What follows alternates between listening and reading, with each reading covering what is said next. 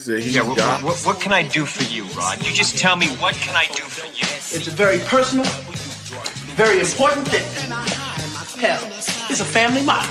Are you ready, Jerry? I'm ready. I want to make sure you're ready, brother. Here it is. Show me the money.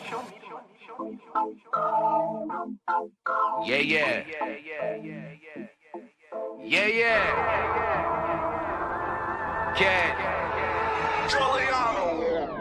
I've been on the come up, running to the ones go. Boy, I got that one up, hustle when the funds low. Sundown to sun up, all I want is the cash. Now homie, run me the stash, put the ones in the bag. Now count up, count up, count up, count up. I'm talking 1 milli, 2 milli, 3 milli, 4 billy, 5 billy, I'm illy. I've been on the come up, counting money till my thumbs hurt. No Birdman, bitch, but I'm a stunner. Just watch how you run up. I keep a couple gunners, I've been grinding all winter just to flex all over summer shit. Wrist cold when I fall through, rose gold on my arm, boo. In and out of my city, but come whenever I call you. Who gon' love me more than when I'm stacking out on tour? Them hoes that made it past security, they knocking on my door. You gon' be there when they gone. Show my love by getting more. Hustle so you ain't alone. You won't leave me, that's for sure. I'm talking Benjis, Franklin's, all these hundos on my floor. I just broke a couple bands, believe me, I've been going hard. I'm tipping bottle after bottle, swerving model after model. Who won't cash? That's the motto. Spend it like I hit the lotto. Yeah, I'm loving my life. I know that I ain't shit without you. Actions speak louder than words. They broke cause they just talk about you, huh? I've been on the come up, running to the ones go. Boy, I got that one up, hustle when the funds low. Sundown to sun up, all I want is the cash. Now homie, run me the stash, put the ones in the bag. Now count up, count up, count up, count up. I'm talking 1 milli, 2 milli, 3 milli, 4 billy, 5 billy, I'm illy. Money bag after money bag, I'm the man now. Play the cards that I was dealt and I ain't need no handouts. Fresh on every set, get respect, mama out of debt. Got a new connect, we the best, homie run the check. Wifey got a new bag, new house, you mad? We just doing us, feeling wavy, fuck a do-rag. This that no stress flow, bobbing on my ex. She don't love cash, kiss my ass, baby XO. Thank you for that line, Mr. West, but I'm next though. Hey, you me the set, bitch, I'm blessed, sippin' next. So for the love of money, I stay fucking hungry. I parted ways with the kitchen, that just wasn't for me. Every show they love me, now I'm showing love back. They ain't taking nothing from me, so I throw a couple stacks. You when I'm in your town, have some fun, blow it back. Fuck with me when I'm around, trust me, shorty, I'll be back, huh? I've been on the come up, running to the ones go. Boy, I got that one up, hustle when the funds low. Sundown to sun up, all I want is the cash. Now homie, run me the stash, put the ones in the bag. Now count up, count up, count up, count up. I'm talking 1 milli, 2 milli, 3 milli, 4 billy, 5 billy, I'm illy.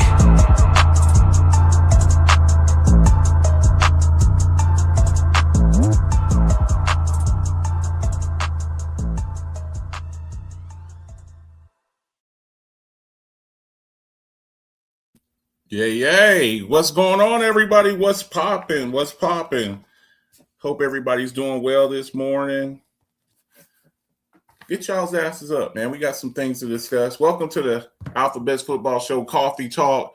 Rise up, family.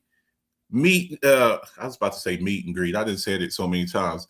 Mash up with my guy. You see him there. With the outstanding beard and the is that navy blue on or is that black? I can't see with the color. Is that navy blue or black? That hoodie. I can't hear your mic, fam. Your mic is off, fam.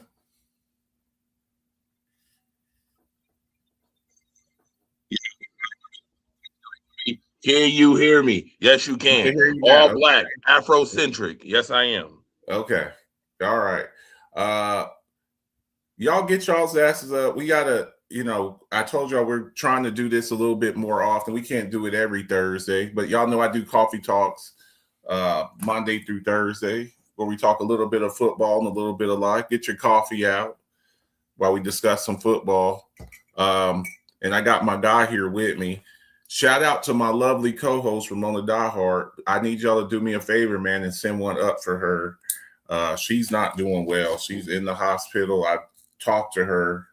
I chatted with her. She ain't really in that good of a condition to talk, but I have, chatted with her and I text her and stuff like that. So do me a favor and send one up for her. I would really appreciate that. If you like football, like and share this show.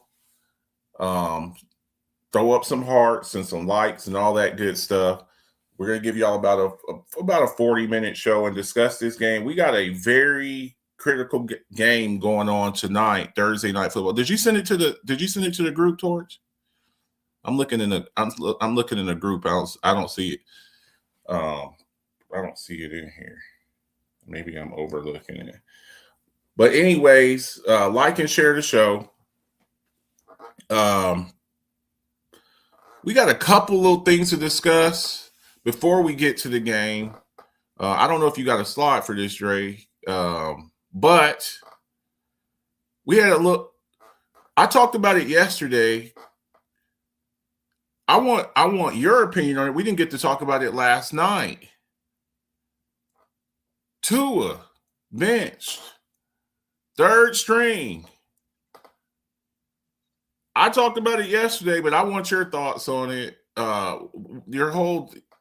I gave everybody the numbers, the salary cap hit, potential destinations. Your thoughts on it, Torch?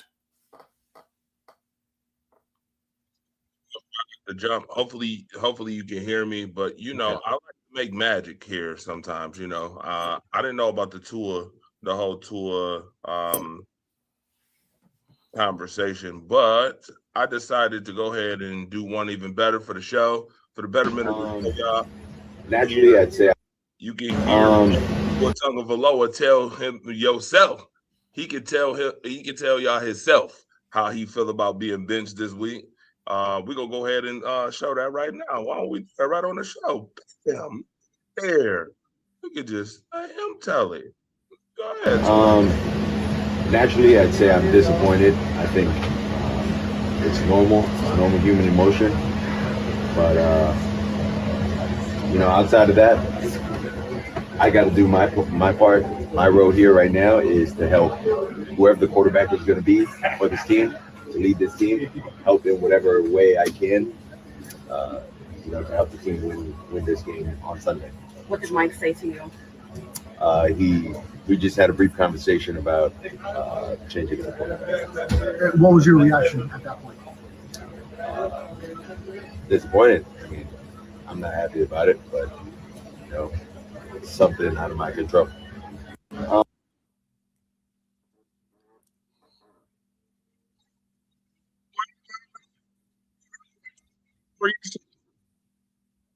know what that sounds like to me, Marcus the Alphabets? Well, what it sounded like to me is, that sucks, but guess what? My contract is fully guaranteed next year. I'm still making $56 million next year, and if I'm still on the team on March the 15th, I get a $3 million roster bonus.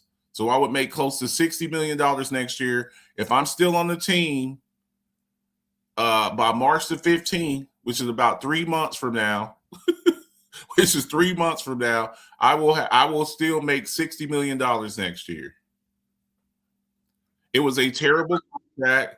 Tell you what it sounds like. It sounds like somebody's trying to save their ass. And it's a little too late to be trying to save your ass, Mike McDaniel. You buffoon. Yeah, I'm gonna call it out like it is. What was that song about One Republic back in the day? It's too late to apologize. Remember that One Republic? It's too late. One Republic. It's too late to apologize. I got a couple mashups. I got a couple DJ mashups to that song. It's too late, sir. It's too late. You trying to save your little booty, your little rump. The way the Miami Dolphins has treated Tua Tagovailoa has been absolutely just absurd. It's been cringeworthy. The organization is cringeworthy. Mike McDaniel's a terrible coach. I don't even like. Listen, if you put him on my TV screen and you got to interview him, I'm turning the channel. I'm so serious. I'm gonna turn the channel, and then I'm gonna give it about 60 seconds because that's probably about as long as he gonna last, and then I'm gonna turn it back because I really don't want to hear nothing he got to say. He looks like the guy who literally is on methamphetamines all the time. He looks high as hell. He looks like he's spaced out of there, like he's incompetent, doesn't know what he's doing. A guy who doesn't deserve his job whatsoever. Privilege and entitlement will get you some of those things sometimes. What did they say? Complexion for the protection, protection for the complexion. This is one of those. They want to say DEI hires all the time. You want to use those. So yeah, Marcus, you're gonna get a trickle from yesterday's show today too. The fire starter's here. I'm not playing any game. I'm not holding no punches. That when you talk about this buffoon, they ought to pack him up in a sardine can and sell him off or pack him off to the nearest charity organization to get him up out of here. Nobody, listen, and I mean nobody, should want Mike McDaniel to be your coach, head coach. Okay, so. Not NFL. Okay. So I think we could all agree, head coach, no. I would not want him as a head coach. Look, he's way in over his head. But I will look. I do believe in giving people credit for the things that they can do. Offensively, now he's an offense. He is an offensive mind. I think as an offensive coordinator, I think he'd be awesome. And that's okay. It's okay if you're just a good coordinator. There are some guys out there, I believe, if you try to make them into a head coach, Rex Ryan, you try to make them into a head coach and have them run the entire organization, they cannot do that. But if you have them do their specialty and just focus on what they're really good at, they're good at that. If you keep them in that capacity, okay? But if you tell them, look, I want you to run. You said he'd be a good offensive coordinator? Yes. You said he's a good offensive mind? He's a good offensive coordinator. Okay, I'm gonna play words with friends today. Ready? Okay. His mind is offensive. Offensive. Look. His mind is offensive. He's a goofy looking weird dude. I get it. I'm just talking about in a football capacity. Look, when I talk about people, I talk about them purely in a football sense. I don't like Caleb Williams painting his fingernails. I don't like that. But strictly on the field, as a player, he's pretty good. Strictly as an offensive coordinator, if we just keep him in that capacity, look, we want you to run our offense. I think he would be very well with that. If you put him now, think about this. Okay, now, I need to do some investigation. Hold on, I need to do some investigation, and I wish I could just hit the button and the Inspector Gadget music could come on. Yeah, because I'm just wondering. You said that he's a good offensive coordinator. Can for the general public and everybody who's watching and tuned into this morning show, can you tell everybody where Mike McDaniel was an offensive coordinator before he became a Miami Dolphins head coach? San Francisco, right? Yes. Okay, so it's San Francisco. Can you tell everybody the talent that was on San Francisco when he was offensive coordinator? I got you. But here's the other thing. Miami was putting up points. A couple of years ago, Tua was in the MVP conversation. In the conversation, he didn't win, obviously, but he was in the conversation. And that Miami offense was humming. Tyree. My point I'm trying to get to is there are some coordinators that talent makes the coordinator look better, and then there's some coordinators who make talent look better. Okay. Would you consider that guy a guy who you would start a brand new team with, a brand new situation that didn't have star impact, star talent? I get you. I got you. Him your coordinator? Let me give you an example. There's a certain team that plays in Pennsylvania with a 2,000-yard rusher, and 2 1,000-yard receivers, and a top 5 tight end, and a pretty good offensive line. You take Mike McDaniels, he's going to get fired. And you put him as the offensive coordinator for the Philadelphia Eagles. Now you're cooking with bacon grease. So, again. So what you just said is that he needs the talent to be able to produce. He's going to come up with all kind. Can you imagine his mind running the Philadelphia Eagles? That's what we've talked about with them. Is the lack of explosive plays and stuff like that. He's going to scheme open AJ Brown. He's going to scheme open AJ Brown. So again, if you put him in that capacity and you tell him, look, I just want you to run my offense. If you took him and you said, I'm going to make you the offensive coordinator for the Houston Texans with CJ Stroud and Nico Collins and maybe Tank Dell coming back and Dalton Schultz and all of the weapons that they have over there. That's all the Houston Texans need is some creativity and some more explosive plays on the offensive side. We know about their defense. We know all about their defense. So, guy for the Raiders. He wouldn't be the guy for the Raiders. He wouldn't be the guy. He wouldn't be. Yeah. Well, it's a little difficult today for you, but I want the people to get the information. I'm making it a little difficult for you today. I'm interview questions.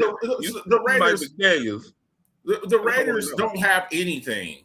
They don't. The Raiders have Brock Bowers and they have Genty, and that's it. They ain't got no receivers.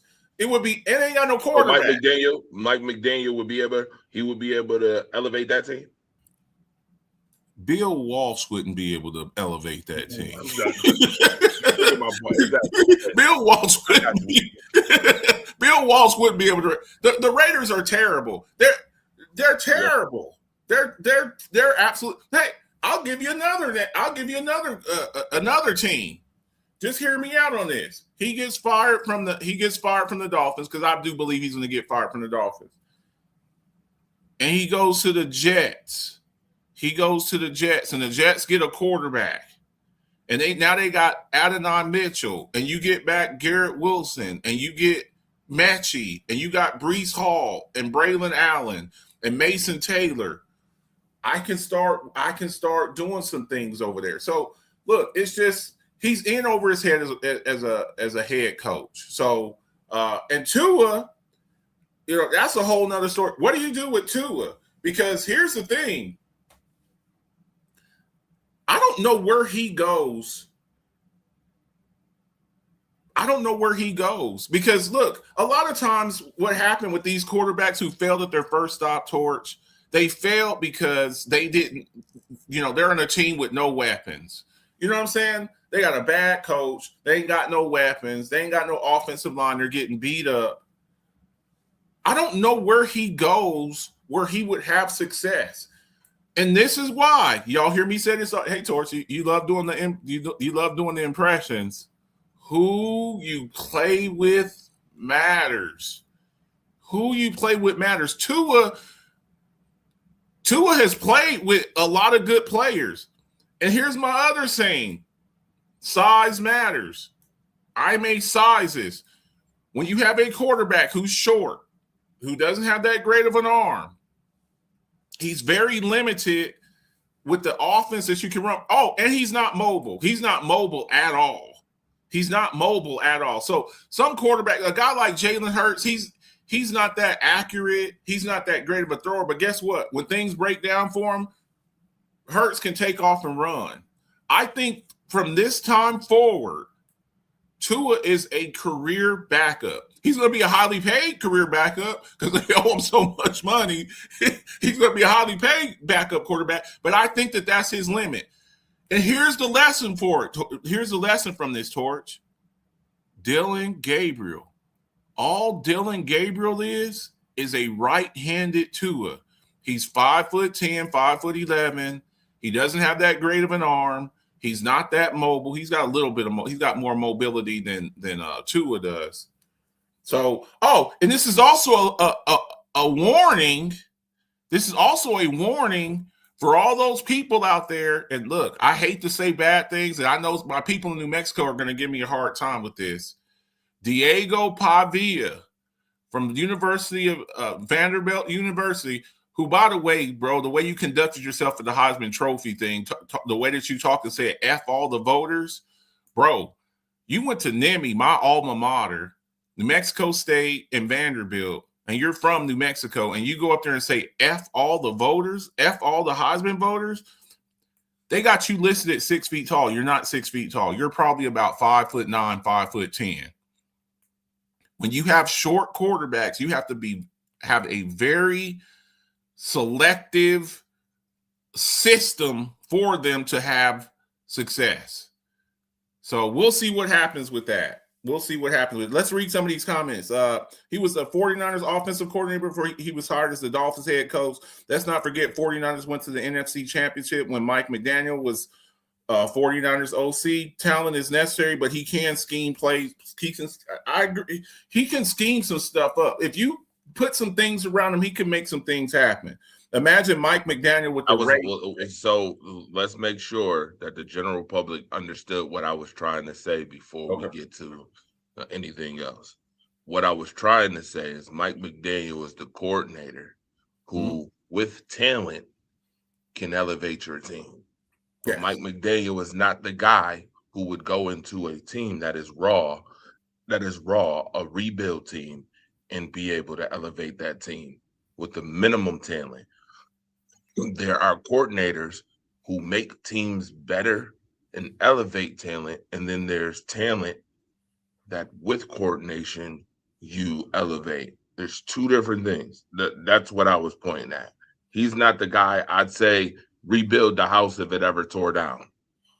He's the guy, I got amenities already in the house, now make the house even prettier. That's who he is. You're saying as a chef, if you give him all the ingredients, he'll make a pretty good meal. Damn right. he'll make the guy that can make it from scratch. If you just give him some flour and some salt, a little oil, he'll burn down the whole house. So real quick, here comes Jay Renard. Hold on, you might want to read this comment by Jay Renard. Go ahead and read it. Okay, what's up, guys? Melissa said, I'm going to need an impersonation this morning, George. Imagine Mike McDaniels with the Ravens. With Lamar. Miami is absolute ass. This franchise makes me drink and want to wander off a shore. Okay. Real quick. I want to know in the comment section, everybody, and George, real quick with you before we move on, because we got to talk about this game for tonight. We've seen quarterbacks recently that crashed and burned in their first stop. Sam Darnold, Daniel Jones, get well soon. Baker Mayfield. Where could Tua go to a team as they're presently constructed and maybe revive his career? I want to know in the comment section, where could Tua go? Tua's gone, y'all. He's gone. You went from starter to third string. They're like, even if Quinn Ewers, who I'm rooting for, University of Texas, go Longhorns, you went from starter to third string. Where could he go to revive his career, where he would get a honest shot to try to save his career? Huh? I'm going back to Bama. I just, for me, Torch, he has so many limitations. He's short. He's concussion prone. He has a weak arm. He's not mobile. Or Saints? I think they kind of like Shuck. I think they kind of like Shuck. They kind of like Shuck. And they really him right off the team. Look, the Saints beat the Saints beat the damn Falcons and the Panthers. So this Shuck is doing a few things. I mean, he's a rookie. I'll say this. How about Tua going to the Vikings with Kevin O'Connell, with Justin Jefferson, with Aaron Jones, Jordan Mason, Jordan Addison, Hawkinson, TJ Hawkinson. I think in a situation like that, now he will distribute the ball. Indianapolis, but I think Indianapolis likes Daniel Jones. But the thing with Daniel Jones is Daniel Jones ain't going to be back until probably the middle of next year. Indy, strong offensive line, MVP running back, big wide receivers, and tight ends, OC creative. Tua can back up another ass quarterback in Philadelphia for what I see. Okay, so we'll see. Now, look, it's always some team out there in the middle of the offseason or even in the middle of the season that has an injury and somebody has to go in. If I would have told y'all at the beginning of the year that Phillip Rivers was coming out of retirement after 5 years and going to Indy, y'all would have laughed at me. So we'll see what happens. So I think Mike McDaniels, he's pretty much done. I'd like to see him go back into just being I don't know if he'll ever get another head coaching job. He looks lost. We've seen some guys that they crashed and burned in their first coaching job, but they were competent. They were just on bad teams. You're like, I can't win with what I have here. Dude, you got Tua. You had Raheem Mostert, who led the league in touchdowns a few years back. Achane and Gesicki and all of these guys that you have over there, Waddle and Hill, and you can't win with that. I don't know what else to tell you. So we'll see what happens. What we got next, man? What we got next? So one other thing before we talk about the game, the other day, 2 days ago, or no, was it yesterday or the day before? Matthew Judon, also with the Dolphins. I kind of wanted to talk about this a little bit. He was released. Matthew Judon, edge rusher, used to be a pretty good edge rusher. I don't know where he's at now. The Pittsburgh Steelers claimed him off of waivers. What this tells me, Torch, we talked about this a little bit off the air. This tells me that maybe TJ Watt, I don't know if y'all saw this with TJ Watt last week. TJ Watt nearly died last week. I talked about it a little bit, but TJ Watt was in the hospital in a bad way. He had to be rushed to the emergency room because he was getting needling and they punctured his damn lung. They punctured his lung. So that's why he missed the last game and why he's week to week. What this tells me, picking up Matthew Judon, is that the Steelers are concerned that TJ Watt might not be ready until maybe the playoffs. That's what that tells me. I think this is a good move. Going to go get a guy. He's not what he was. He's not what he was with the Patriots. He kind of fell off with the Falcons. But I think as a situational pass rusher, going in 15 snaps a game, third and long, and he goes in there and goes and rushes the passer on the other side of Alex Highsmith. I think maybe he, with limited snaps, I think he could be okay. Your thoughts on it, Tork? Matthew Judon is used to a slower football game. And what I mean by slower football game is because Matthew Judon, majority of his career has played in cold weather cities.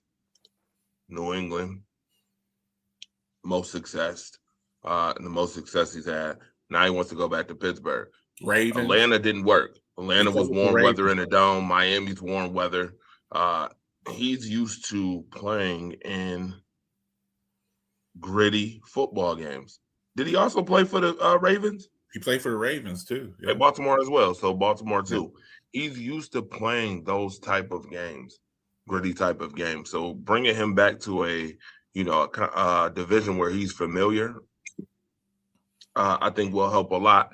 And then on top of that, you're playing with you talk about cooking with bacon grease. Started making me hungry this morning for some Denny's. This guy also is now playing with Higbee. He's playing with Highsmith. He's playing with Patrick Queen. Cam Hayward. Yeah. He's playing with Joey Porter Jr. He's playing with Asante Samuel, Jalen Ramsey. This is a push towards the playoffs move. You see the Steelers are fighting to win this division. They're a game up in the division. I think this is a very smart move defensively to get some more pass rush going out there. And if he can do what he has been capable of doing, I'm going to say once again right here on the show, shout out to all those Pittsburgh Steelers fans, Ramona Dye, Sharon Mullen, and all the rest of those terrible Tile fans. I think you may have this one in the bag. This may be the glue to make sure you seal up that division and maybe even win a playoff game. From what I heard, TJ Watt is being saved until the Baltimore game, but we'll see if how accurate that is.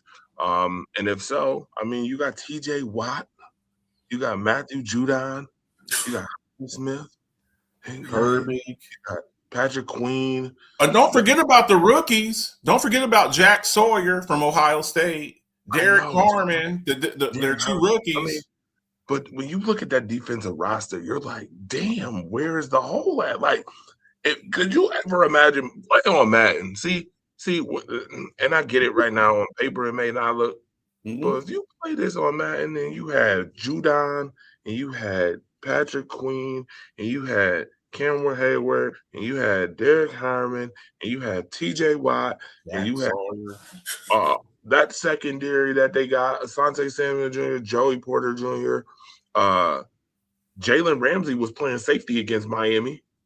They switched him to safety. He's a safety now. He's not a corner no more. Playing safety.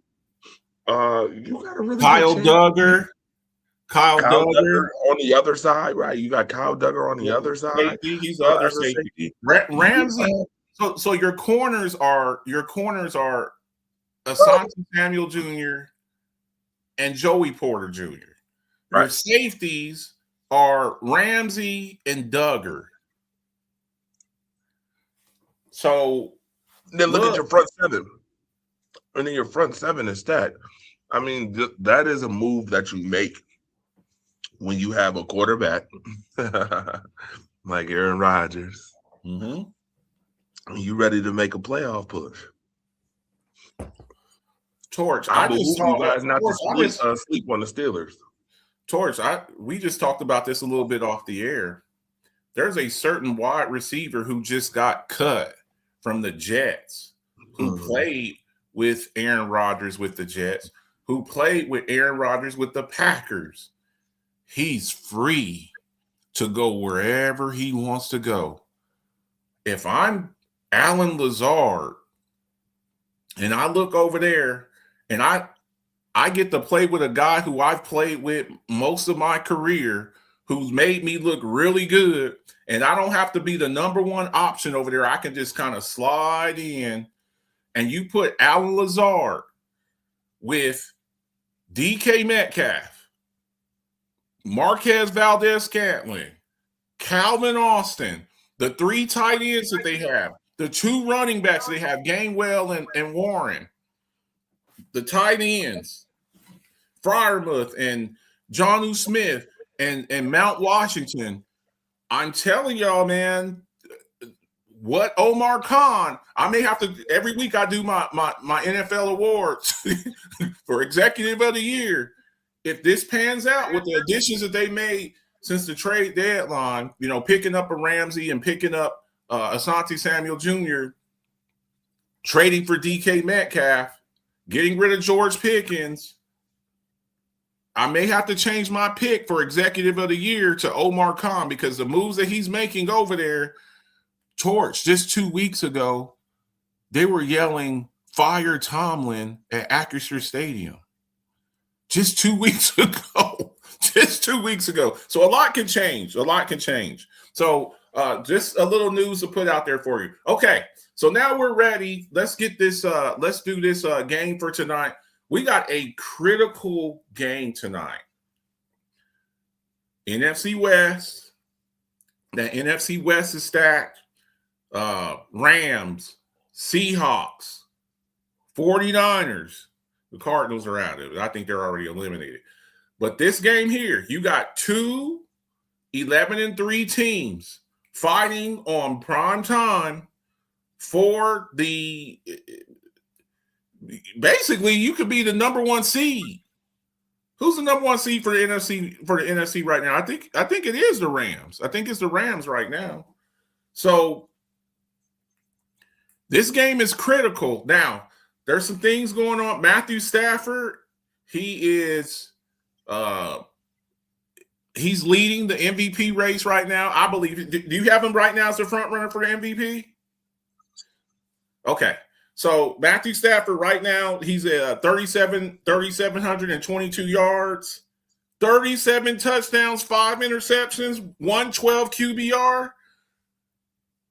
And it's been. I teased you yesterday a little bit on World Class Wednesdays. I messed with Marcus the Alphabets to start off the show. Hot lava. If you did not watch it, you need to go back and watch the show. Mm-hmm. And I told him that Matthew Stafford better win the NFC West. And my reason for saying that is because if you allow Sam Darnold to come in here for a second team, and somehow Sam Darnold sneaks off with your division, how can I make you the MVP? You didn't even win your division. You didn't win your division. And Sam Darnold played with a whole different team and a whole different system last year. Jackson and Jigba Smith right now is the best wide receiver production-wise right now. So, pretty awesome. As Marcus the Alphabets would always say, here you go, Melissa. You ready? You ready? Who you play with matters. And in this case, I think that the Rams have the better talent, which also gives me an indictment on Matthew Stafford if he cannot win the division. Do they though? You cannot win your division. You said, hang on. You said that the Rams have a better team. Do they though? Yeah. Look, let's do the tell of the tape real quick. Let's do a little exercise real quick. Tell of the tape. Stafford, Super Bowl champion, Darnold. He's kind of resurrected his career. Seeing ghost when it matters most. Go ahead, continue. Exactly. Running backs. Kenneth Walker III and Charbonnet versus Byron Williams and Blake Corum. Wide receivers, Puka and Devontae. And Devontae Adams, who's not playing tonight, by the way, who's out. That's okay. We're hamstring. He's week to week with a hamstring. That's right. I don't take away though. He goes out for a pass last week, and he's running. He's wide open. Got his hands up and just pulls up because his hamstring just went out on him. Now, Puka Nacua is having a great. Is there that much difference between Puka Nacua and Jackson Smith and Jigba? Jackson Smith and Jigba will probably be. Who do we have our front runner for the offensive player of the year? Who do we have as our front runner for the offensive player of the year? So, correct. Jackson Smith and Jigba most likely will win offensive player of the year if his production continues to be over Puka Nacua's. But let's not pretend and sit here and act like if I didn't put up those top 5 receivers right now, that Puka Nacua is number 2 right now, right behind Jackson and Jigba Smith. And I also have to mention that Puka Nacua has consistently done it. Not one season. This is 3 seasons now where Puka Nacua has shown up. So I give the nod a little bit to Puka Nacua because he's done it multiple seasons. And I get that Jackson and Jigba is having a phenomenal season this year. but I'm going to wait and preface it that until next year to see if he does the same thing. We don't even know if Sam Darnold's going to be their quarterback next year again. They might pull a Minnesota and get rid of him again, depending on what he does in week 16 through 18 in the playoffs. We all know what happened last year, week 16 through 18 in the playoffs last year with this guy wearing number 14 for those loud birds over there, them decibel boys. I call them the decibel boys because they make noise, a lot of noise. But what I'm saying is they're not exponentially better. No, they're not exponentially. And then and then let's look at defenses. Defense phenomenal.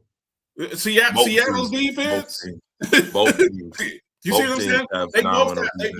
They both got phenomenal defenses. They both got phenomenal number one receivers. They both got two-headed monsters at the running. That's why this will be the best Thursday night game of the year. This game is should be the best Thursday night game. Of the this year. game is so critical, and it's so. Mm-hmm.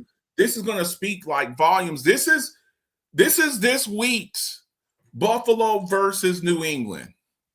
Correct. For last week. That's this week.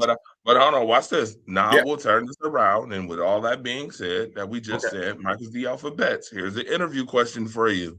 Mm-hmm. If Matthew Stafford doesn't win the NFC West, you're giving him MVP? See, this race is so close. This MVP race. Mm-hmm. This race is so close. If he loses it, and you legit, in my opinion, have three guys fighting for the MVP right now. That's where we're at with 3 weeks left to go. You got Matthew Stafford, who's been the most consistent person. We started off with so many people, Baker Mayfield and Prescott and Jonathan Taylor. People talk about, well, Jonathan Taylor should win it. Right now, I think you have three legit guys for the MVP. Okay. You got Stafford, who's been the most consistent. Has he? I think so. Stafford don't got no 10-game he's been in the league. He's been in the league. He's been in the league. Quotable moment. He's been in the league. Stafford don't got no 10-game winning streak, do we? Do we got a 10-game winning streak? No. Okay. It's been back and forth between him and Drake May. Well, okay. Who's that third person, Marcus? Say what now? Who's that third person? I'm just waiting for you. Josh Allen. Josh Allen. If Josh Allen comes back and wins the AFC East, if he comes back and wins it, I have no issue giving Josh Allen back-to-back MVPs. No issue. If you knock off Drake May with what he's done all year, and Matthew Stafford crumbles at the end, and Sam Darnold and them win that division, I have no qualms with giving it to Josh Allen. If the Patriots continue, go back on, obviously their winning streak is over, but if they finish out and win out, I have no issue giving it to Drake May, second-year quarterback who comes and you beat the defending AFC 5 times in a row. AFC East champion. So that's why these games here, these next 3 games, Torch, and this is why we change our answer every week. Well, who's the MVP? Well, let's see. Because you said this last week. Yeah, because I got new information. That's why this particular game and last week's game, we could have hypothetical situations, but it's not hypothetical or an assumption when they play head-to-head versus each other. Josh Allen and Drake May just played each other last week. Sam Darnold and Matthew Stafford are playing against each other tonight. So this game is critical. I forget that the first meeting between these two was a 21-19 squeaker. Look, and Sam Darnold's playing good ball too. 3,433 yards, Torch, 22 touchdowns, 11 interceptions, 102 QBR. Stafford's got 112 QBR. To me, it's who can execute the best in this game. You got 2 defenses two, in my opinion, two top 5 defenses that can get after the quarterback. I think the Rams have a better pass rush. I think Seattle's got a better secondary. They're both good, but they do it in different ways. So no Davante Adams tonight. So they're going to need somebody to step up. Now, last week, Colby Parkinson, the tight end, he showed his ass last week, man. The tight end. They're going to need somebody else. The Rams are going to need somebody else to step up this game. I don't know who that'll be. Tutu Atwell, one of the tight ends. Is Stafford going to dump it off a little bit more to the running backs? Use Blake Corum and Kyron Williams in the passing game. But they're going to have to find some productivity because you know who their number one red zone threat has been this year? Davante Adams. He's got like 14 touchdowns. He's not playing tonight. So, look, this is a true 50-50 ball game. This is a true, you just said it, Torch. This game here may be the best Thursday night game that we've had of the year. So give me your prediction. And I'm going to give you my prediction. I haven't heard from Mona. She usually gives me hers, but she's in the hospital. But how do you see this game playing out tonight? What does each team need to do? Your thoughts on it. And give me your score. Well, first and foremost, if I'm the Rams, you got to blanket Jackson and Jigba. He's got to be a part of the game plan. You have to blanket him. Sam Darnold, you got to put pressure on him. It is that time. It's the most wonderful time to have him seeing ghosts. Mm-hmm. Absolutely, it's time. It's time for him to see some ghosts, and the best place would be right at home, so everybody can see him at home, getting his boot smoke while he's seeing ghosts from that Rams defense, who can definitely send it. They got to send it. And then Kenneth Walker can run the football. You cannot let him get in front of the chains. You gotta stop that second and short. They can't get 3rd and 1, second and shorts. The playbook opens up when you do that. When you allow teams to do that, they do what they want. As far as the Rams is concerned, I got the Rams winning, but the Rams also got to play offensively, no turnovers whatsoever. Free turnover football. Matthew Stafford, this is your MVP moment right here. I'm gonna be honest with you. I asked that question on purpose. I have not heard one person in any media ask that question that I've asked on the last show, which was, you know what it was, yesterday, and Marcus reiterated it. You don't win the West, sir. I don't know how I can make you the most valuable player. You didn't even win your division, sir. Your division is stacked too, which kind of makes it look a certain way. You got to have this one. Rams 24, Seahawks 21. Oh, my God. Oh, my God. George, that's the same score I just came up with. What you laughing about? Look. I don't know if you can see that. I got the same score. Score. Do 24-21. I think this is going to be. I think this is going to be a defensive battle. I could actually maybe see the score being a little bit lower, like 21-18. But I think, look, you got two good kickers. You got the thicker kicker. That's what they call him, the thicker kicker. And then you got Myers. Myers is the number 2 kicker in the league right now. He's very consistent, very accurate. And Mevis, I don't know what the name of their kicker. They call him the thicker kicker. I don't know what his name is for the Rams. I think this is going to be a slugfest. I think you're going to see a lot of running because if either one of these quarterbacks turns over the ball and gives the other offense an opportunity, more plays, more offensive plays, that's going to be what decides the game to me. I think you see a lot of Kenneth Walker III. I think you see a lot of Zach Charbonnet. I think you see a lot of Blake Corum, a lot of Kyron Williams in a short passing game. Will the Rams take some shots down the field? Probably so, with Puka.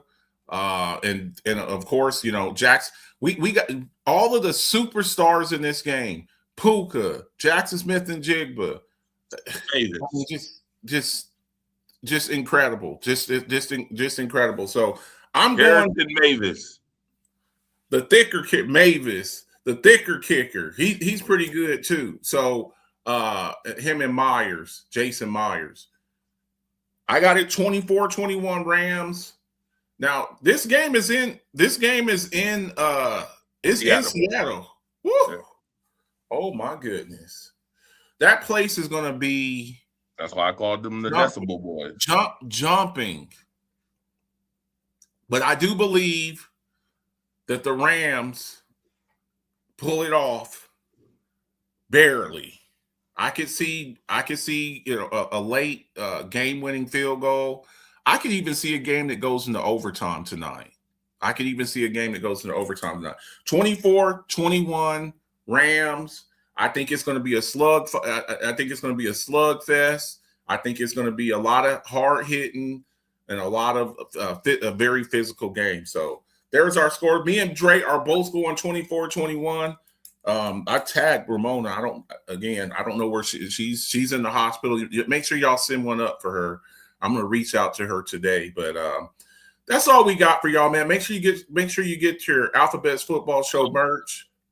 Sir, I get that you love trying the show and within 50 minutes. I get it. Mm-hmm. But there is something that maybe you didn't see this morning. I just want to bring to your attention. You like to bring the morning news.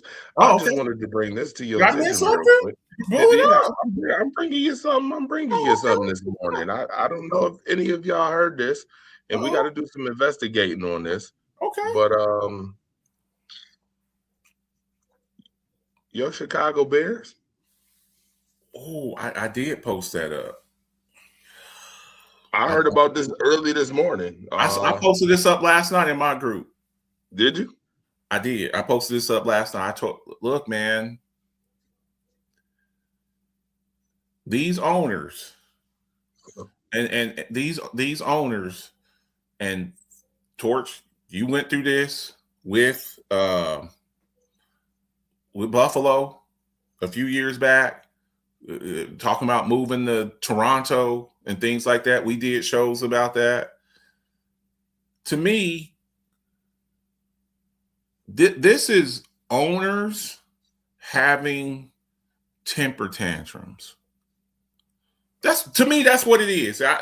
I'll get your, I want your thoughts on this. But in my opinion, this is owners having temper tantrums. Either you give us a new stadium and have local and state taxes, or we're dipping. Now, Indiana already has a damn team, the Colts, and we've seen relocation and things like that.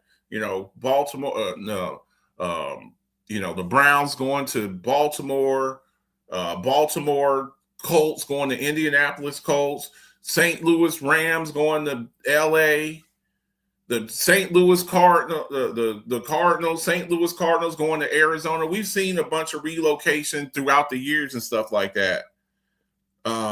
But this is nothing but billionaires having a temper tantrum. If you don't give me a new stadium, I'm out.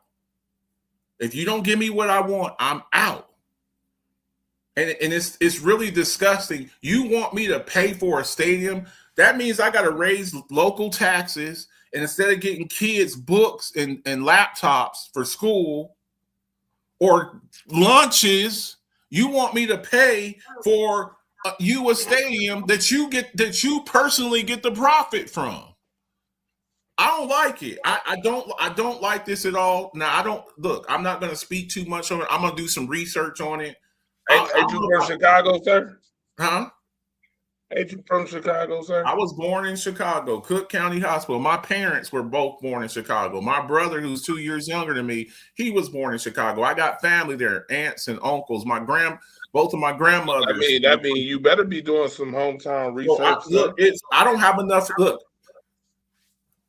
I don't believe in speaking up on things that I haven't researched. So better do some research. I'm gonna do some research. Yeah, do some research, sir. Some investigative journalism needed. That's By the way, I've been to Soldier Field twice. Mm-hmm. I've been also to the Chicago Bulls once. I actually got pictures back in the day. United Center. The United Center, yes, absolutely. They're right down the street from each other. Mm-hmm. The White Sox Stadium is right down the street from that. They keep it all in downtown Chicago. Mm-hmm. Nice place. They're doing Chicago dirty. You want my thoughts on this? I'll speak on it before the research. That's okay, because I did a little research, but I'm gonna speak on it. This is disingenuous.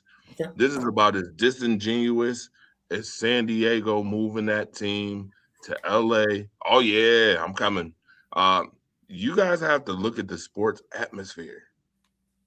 Did you see the place? Did you see the place they're talking about moving? The Chicago Bears, who's been there since 1921 in Decatur? Since 1921, the Bears have been right there, right? You see the place that they want to move? Did you see the state? I think it's Evansville. Indiana? Yeah. Why do this Indiana place keep popping up randomly now? Why do we keep hearing about Indiana constantly in the sports environment? Think about that, and then I'll let it marinate and slow cook, and then you get back to me and tell me why they would want to move to Indiana out of all places. Yeah. By the way, do we have a picture of the owner? I think it's Virginia McCaskey, right? Virginia, she's like 100 years old. Virginia McCaskey. No, Kevin Warren is the CEO. Okay, but I'm saying the owner, though. I think it's Virginia McCaskey. And she's damn near 100 years old. You know, Kevin Warren is the guy you got to watch. He's the president and CEO right now. Yeah. You got to watch him. We got a next show, Marcus, and do some investigation, Mr. I want this team to win the playoffs. Sir, this smells all types of bad, and I'm just gonna be honest with you. We'll see, but it smells bad as of right now. She's gone. She passed away in February. Yeah, she was 102 years old. Yeah. Okay, so yeah, we're gonna have to pull Kevin Warren up on the next show on the screen, sir. It seems very disingenuous. My question is, what type of clientele are you trying to have at these games moving to Indiana, my G? Let's if we're gonna talk. Let's talk. I don't need to fully investigate this to know what this is. The smell of it. This smells like you tired of a certain clientele. We know Chicago is urban. We know I've been there. I've been there multiple times, so I know that it's urban. I done walked the streets. I done seen some of the places in Chicago. By the way, shout out to Gino East. Phenomenal pizza, by the way. My name is on the wall with Go Pack Go on it in Chicago.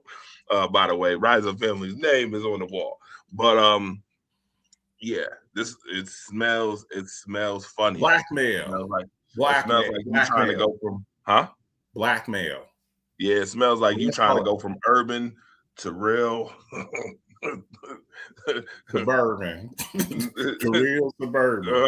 So as we find out now, see now that's my new mission in life. I'm gonna research this, and I'm gonna be posting about this. But look, next show you got more for us. For sure. When I do the show this week, I don't know if I'm gonna do alphabets on Friday night, you're gonna be DJing, right? We may come back on Saturday morning.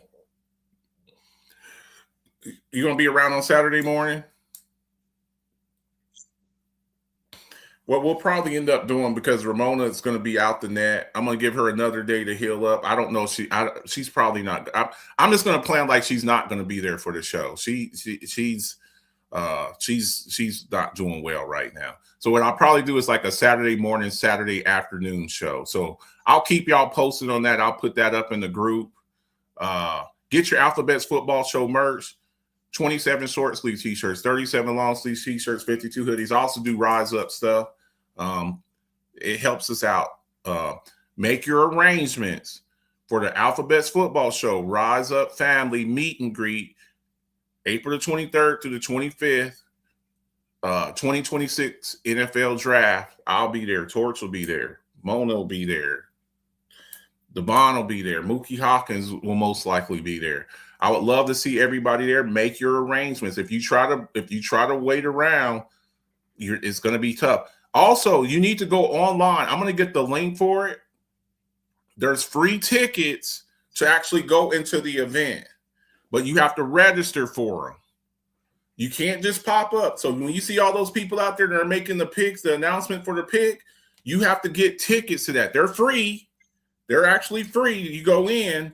But you got to do it. So you go to NFL.com. I'll get the link and I'll put it in the group. I'll put it up on the Rise Up family page. I'll put it up on Alphabets Football Show. Look, we're less than 120. We're about 120 days away from the NFL draft. We're about 120 days. That sounds like a lot of time. That's not a lot of time. So make sure that y'all do that. I'm going to get that link for y'all to go up in there so we can all kind of like meet up and go in there together. Y'all see Bears fans sitting over here, Packers fans, Cowboys fans, Chiefs fans, Bills fans. They all got their own little separate. There we go. We'll put that link up in both of the groups so you can go. You can order your tickets for that. So that's what we're going to try to do there. Rise Up Unlimited radio show tonight, 10 o'clock Eastern Standard Time. Torch will be chopping it up. I don't know if Sharon will be Sharon be like, I ain't staying up that late. She might be there. Sharon don't come sometimes. Yeah, she comes through sometimes. Yeah. If she don't come, I will wait till Saturday. I'm gonna be honest with you. Okay. I would rather, if she don't come tonight, I would rather wait till Saturday. And if she's not able to come tonight, what we'll do is we'll do another mashup. We'll do a Rise Up Unlimited radio show, Alphabets Football Show mashup. You know, that'll work. That'll make sense. After the side, John, because I don't like bumping heads to people because her and Dennis do the side, John, on Saturday mornings. I don't want to step on nobody's toes. So what we'll do, let's just do that. That way we can. There's not going to be a Rise Up Unlimited radio show tonight. There's not going to be an Alphabets Football Show tomorrow night. I'd rather do that anyway, to be honest. Okay, so what we're going to do. That game not going to end until 11 o'clock. You know how late it's going to be. You know they don't like doing late shows. Yeah. So what we're going to do, let's say 12:30 Saturday afternoon. Mashup show, Alphabets Football Show, Rise Up Unlimited radio show, and we'll make our picks. We'll make our picks for that. And there's some Saturday games too. There's some Saturday NFL games. So yeah, so that's perfect. So y'all tune into that. No Rise Up Unlimited radio show tonight. No Alphabets Football Show tomorrow night. Mashup show on Saturday afternoon. That's perfect. That works out perfect. That way, no one's stressed out. Mona, maybe she'll be out the hospital by then and all that good stuff. So we'll get the slides together and we'll make our picks for that. Okay. We'll come up with something. We'll make it happen. That works out perfect. All right. Everybody have a great day. We will see y'all on Saturday afternoon. Okay. See you. Yeah, what can I do for you, Rod? You just tell me, what can I do for you? It's very personal, very important that